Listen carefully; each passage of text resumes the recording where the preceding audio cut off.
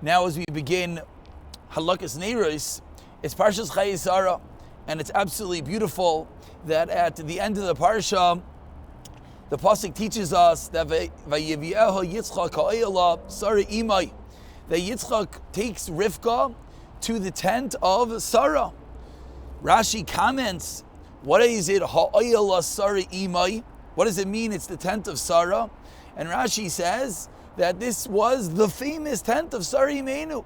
What was famous about this tent?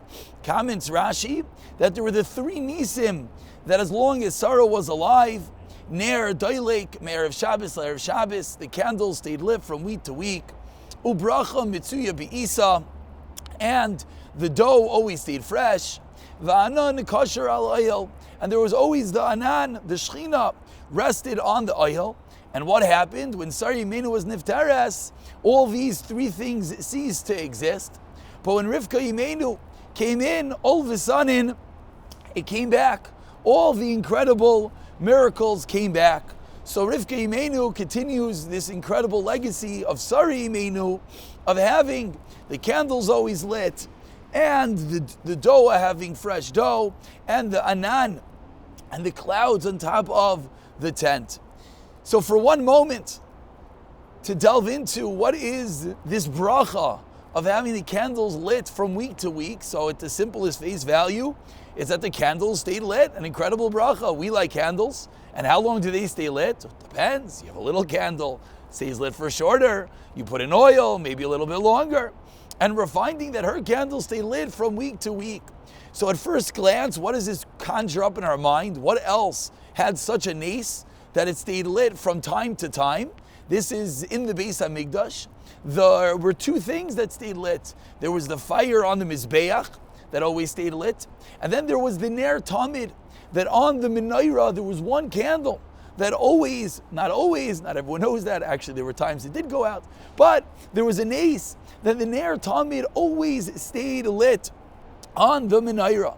And from here, says the Shalah HaKadosh, we see an incredible parallel between the Neiros of Shabbos and the Ner of the menorah in the Beis HaMikdash. So much so that the Shalah writes that some have a minhag, an interesting minhag, to light 7 candles aside for their Neiros Shabbos, similar to the Beis HaMikdash. It's a menorah.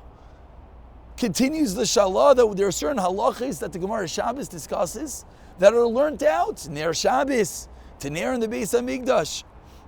And so much so that they quote a Zayar, that the Zayar writes that we have incredible parallels between the Neiros of Shabbos and what a woman is doing to what the Kohen Gadol does in the Beis HaMikdash. Just to read you some of the incredible words. Again, the Zayar was written in Aramaic. We're going to read it in Hebrew.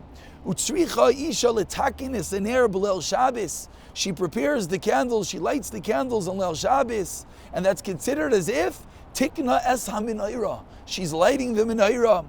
And then what happens? Oimrim ailu ha-malachim hayardim im ha-shchina. The malachim descend with the shchina into every Yiddish household. And what do the malachim say? Ein zeh makayim pashat. This isn't just a house.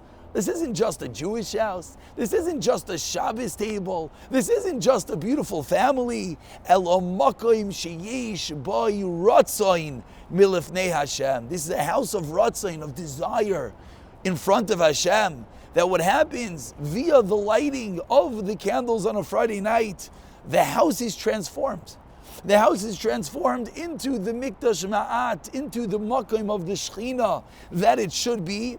It brings in the auras of the Shechina, the light, and all the Kedusha of the Shechina. And that's the incredible entity of Hadlakas Neiros. And that's Emir Hashem, what we're going to be learning. So aside for that, we're going to get to the incredible halachas. And as Shimshon Pincus writes in the beginning of his very famous Sefer Shabbos Malkusa, there's always the dual component. He says, and I think I might have mentioned this, I don't recall if I did, he says that you can learn about all the inyanim. And like we just spoke about, that what are you doing when you do a mitzvah? And you're bringing in the Kedusha, and it's like the Beis HaMikdash, and the Shechina comes down, and maybe that's one of the reasons why you light the candle during the week, So that candle's a weekday candle. You close your eyes, you make the bracha, and you open your eyes, and what happens in front of your eyes, right there, those candles transform. It's no longer a weekday. Those candles are Neiros Shabbos. It's the Kedusha of Shabbos that descends, that's transformed at that moment of the bracha. But says Rav Shimshon Pincus, having the Oiros, having the Kedusha, having the deeper understandings is incredible. But it's silly if you just don't know the halachas, if you don't know what you're doing, if you don't know how to do it. You have all these incredible, fascinating, incredible ideas, and you're so excited, but maybe you're doing it wrong. So B'siyata D'Shemaya will be able to combine understanding what we're doing, as we see from the parsha, the incredible Siyata D'Shemaya, with the halachas.